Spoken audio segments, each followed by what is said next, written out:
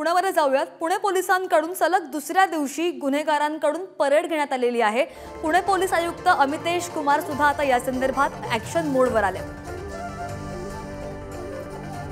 तर पुणे पोलिसांकडून सलग दुसऱ्या दिवशी हा दुसरा दिवस आहे। काल सुद्धा त्यांनी गुन्हेगारांची परेड घेतली होती आणि आज सुद्धा गुन्हेगारांची त्यांनी परेड घेतली आहे। या संदर्भात अधिक माहिती घेऊयात। आमचे प्रतिनिधी ज्ञानेश्वर आपल्या सोबत आहेत। ज्ञानेश्वर, आजचा सलग दुसरा दिवस कशा प्रकारची परेड सुरू आहे ही?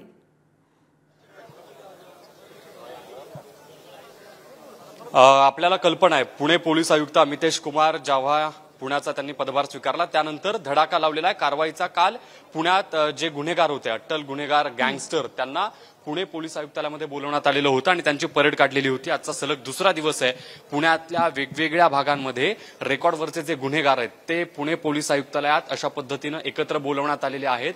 आपण ही जी सगळी दृश्य पाहतो, या दृश्यांमध्ये वेगवेगळ्या कलमांखाली अट्टल गुन्हेगार जे रेकॉर्डवरचे गुन्हेगार आहेत पुणे शहरातले आणि आजूबाजूच्या परिसरातले, ते पोलिसांनी एकत्र आणल्याचं आपण पाहतो आहोत। आणि या सगळ्या गुन्हेगारांनी येत्या काळात कुठल्याही पद्धतीनं शहरात गैरकृत्य होणार नाहीत अशा पद्धतीची भूमिका घेतली पाहिजे। त्यासाठी म्हणून या सगळ्या गुन्हेगारांना पोलिसांकडून सज्जड दम दिला जातोय। इतकंच नाही तर या सगळ्या गुन्हेगारांकडे यापूर्वी वेगवेगळ्या कलमांवर जी कारवाई झाली, ज्यामध्ये सामाजिक सुरक्षा विभाग असेल, अंमली पदार्थ विरोधी पथक असेल, अवैध धंदे असतील, अंमली पदार्थांची तस्करी असेल, अशा वेगवेगळ्या गुन्ह्यांच्या माध्यमातून या सगळ्या आरोपींनी आतापर्यंत पुणे शहरात दहशत माजवण्याचा प्रयत्न केलेला आहे। ज्यामध्ये सगळ्यात महत्त्वाची गोष्ट सांगितली पाहिजे, अवैध शस्त्र बाळगणारे यात बरेचसे गुंड आहेत। आपल्याला कल्पना आहे की गोळीबाराची जी घटना आपण पाहिली, त्या गोळीबाराच्या घटनेनंतर पुणे पोलीस ॲक्शन मोडवर आलेले आहेत असं म्हणावं लागेल। कारण यापूर्वी ज्या आरोपींकडून अशा पद्धतीचं शहरात आणि शहर परिसरामध्ये गुन्हेगारीच्या संबंधानं गैरकृत्य घडवण्यासाठी म्हणून जे प्रयत्न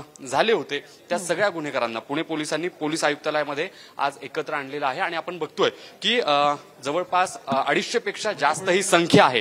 कालही जवळपास 250 इतके गुन्हेगार आपल्याला पुणे पोलीस आयुक्तालयाच्या आवारामध्ये पाहायला मिळालेले होते, ज्यांची परेड पुणे पोलीस आयुक्तांनी घेतलेली होती। आपण जर बघितलं असेल, गुन्हेगार तर आपल्याला बघायला मिळतातच आहेत, पण इकडच्या बाजूला आपण जर बघितलं असेल तर पोलीस अधिकारी जे आहेत ते त्यांना या सगळ्या गुन्हेगारांना एकत्र बोलवल्यानंतर येत्या काळात पुण्यातलं वातावरण जे आहे ते शांत राहायला हवं। कुठल्याही पद्धतीचा या सगळ्या आरोपींकडून, गुन्हेगारांकडून गैरप्रकार जो आहे तो घडता कामा नये अशा पद्धतीच्या सूचना पोलिसांकडून दिल्या जात आहेत। काल जवळपास 3 तास या सगळ्या गुन्हेगारांना याच पार्किंगमध्ये थांबवण्यात आलेलं होतं। आजचा सलग दुसरा दिवस आहे। आजच्या दुसऱ्या दिवशी देखील या गुन्हेगारांना एकत्र आणलेलं आहे। सज्जड दम दिला जातोय की कुठल्याही पद्धतीनं पुणे शहराची जी शांतता आहे ती बिघडता कामा नये अशा पद्धतीच्या सूचना दिल्या जात आहेत। अधिकारी, पोलीस अधिकारी, वरिष्ठ पोलीस अधिकारी या ठिकाणी आपण जर बघितले असतील तर ते या ठिकाणी आपण पाहतो की आज सलग दुसरा दिवस आहे।